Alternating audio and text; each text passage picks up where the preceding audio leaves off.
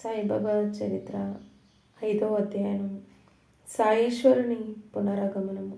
ఔరంగజేబు జిల్లాలో ధూప్ అనే గ్రామంలో చాంద్ పాటిల్ అనే ధనవంతుడైన మహమ్మదీయుడు ఒక్కడుండేవాడు.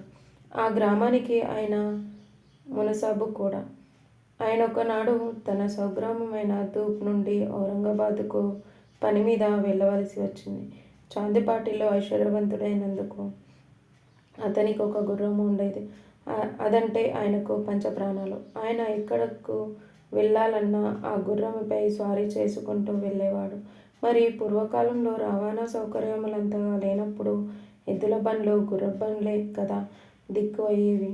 ఆయనట్లా స్వారీ చేసుకుంటూ వెళ్తూ మార్గమధ్యంలో విశ్రాంతికై ఒక చెట్టు నీడకు చేరి అచ్చట గుర్రమును కట్టివేసి దానికి తగు మేత వేసి తాను కూడా విశ్రమించాడు.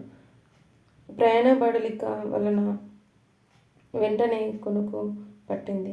కొంతసేపటికి మెలకువ వచ్చి చూసేసరికి ప్రక్కన తన గుర్రము కనిపించలేదు. అది కట్టు విడిపించుకొని ఎటో పోయింది. నాలుగు దిక్కులా వెతకసాగాడు. ఎంత వెతికినా గుర్రం కనిపించకపోయేసరికి బాధపడ్డాడు. అలా ఎంత వెతికినాను అని కనిపించలేదు. విసిగి వేసారిపోయాడు. ఆహారం తెప్పించుకుంటూ అన్వేషించసాగాడు. అలా 2 మాసాలు గడిచాయి. నిరాశ చెందిన చాంద్ పాటిల్ ఆ గుర్రముపై ఆశలు వదులుకొని ఇంటికి తిరుగుముఖం పట్టాడు. అలా వస్తూ సుమారు 9 మైళ్ళ నడిచేసరికి దాహం వేసింది. చుట్టూ చూశాడు. అక్కడ ఒక మామిడి చెట్టు ఆ నీడలో ఒక వింత పురుషుడు కూర్చొని ఉండటం చూశాడు. అతడు పొడుగైన చొక్కా ధరించి చంకలో సటక పెట్టుకొని చిలుము త్రాగుటను ప్రయత్నిస్తున్నాడు. ఆ వింత పురుషుడు చాంద్ పాటిల్ని పిలిచి, రావయ్యా ఇటురా, కొంచెం చిలుము త్రాగి విశ్రాంతి తీసుకుపోదు గానిరా అంటూ పిలిచాడు. ఫకీరు వలెనున్న అతని వద్దకు చాంద్ పాటిల్ వచ్చాడు. ఏంటయ్యా అది, నీ భుజం మీద ఉన్నదేమిటి అని ఆ ఫకీరును అడిగాడు. ఇది గుర్రపు జీను. నా గుర్రము పోయి 2 నెలలు అయిపోయింది.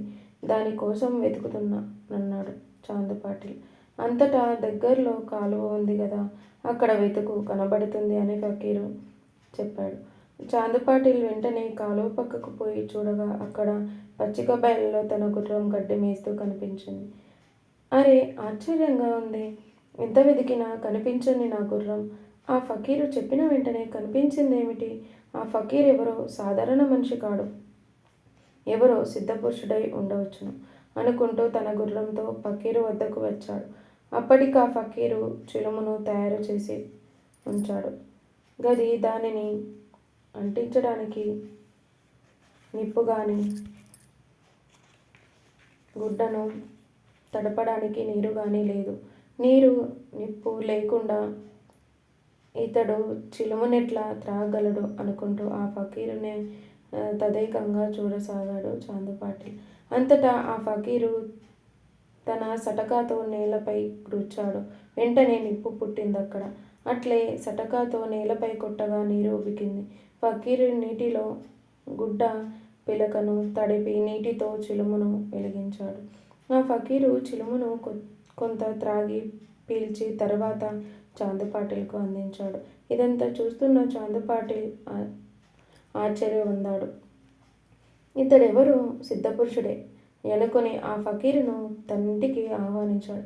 ఆ వింత పురుషుడు కూడా సరేనని చాంద్ పాటిల్ ఇంటికి పోయి కొన్నాళ్ళున్నాడు. ఇంతలో చాంద్ పాటిల్ బావమరిది యొక్క కుమారుడి పెండ్లి సమీపించింది. పెండ్లి కూతురు వాళ్ళది షిరిడి గ్రామం. ఆ వివాహానికి సర్వ సన్నాహాలతో చాంద్ పాటిల్ బయలుదేరుతూ, ఔలియాజీ, సిద్ధపురుషుడు, మీరు కూడా మాతో పాటు పెళ్లికి రావాలి అని ఆహ్వానించాడు. ఆ ఫకీరు సరేనన్నాడు. ఆ విధంగా ఆ ఫకీరు చాంద్ పాటిల్ మరియు పెళ్లి వారితో కలిసి షిరిడి చేరుకున్నాడు. వివాహ వైభవంగా జరిగింది. మగ పెళ్లి వారందరూ తిరుగుముఖం పట్టారు. చాంద్ పాటిల్తో సహా పెళ్లివారందరూ వెళ్ళిపోయారు. కానీ ఆ ఫకీరు మాత్రం షిరిడిలోనే స్థిరముగా ఉండిపోయాడు. ఫకీరు సాయి ఆగుట. తొలుతగా పెళ్లివారు షిరిడి చేరి ఖండోబా దేవాలయానికి దగ్గరలోనున్న భక్త మాసల్యపతి పొలములో మర్రి చెట్టు కింద బస చేశారు. అందరూ బండ్ల దిగుతున్నారు. ఫకీరు కూడా బండి దిగుతుండగా భక్త మాసల్యపతి రండి సాయి అని ఆహ్వానించాడు. మిగిలిన వారు కూడా ఆయనను సాయి అని పిలవసాగారు. నాటి నుండి యువ ఫకీరు కాస్త సాయిగా అవతరించాడు. మరాఠీలో సాయి అనగా మహాత్మా అని అర్థము చెప్పుకొనవచ్చును. బాబా అనగా తండ్రి అని అర్థం. సాయిబాబా అంటే తండ్రి మహాత్మా అని చెప్పుకొనవచ్చును. నాటి నుండి నేటి వరకు ఆ ఫకీరు సాయిబాబాగానే ప్రసిద్ధుడయ్యాడు. రాబోయే ముందు తరాలలో కూడా ఆయన సాయిబాబాయే. భక్తులను బ్రోచే భగవంతుడే. అర్థులను ఆదుకునే అర్థత్రాణ పారాయణుడే. ఇష్టకార్యములను ఈడేర్చే ఈశానుడే. ఓం సాయిరామ్. ఓం సాయిరామ్.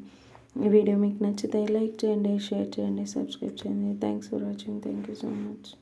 ఈ కథ చదవటం కానీ వినటం కానీ చేస్తే సాయిబాబా కృప ఎల్లప్పుడూ మీపై ఉంటుంది.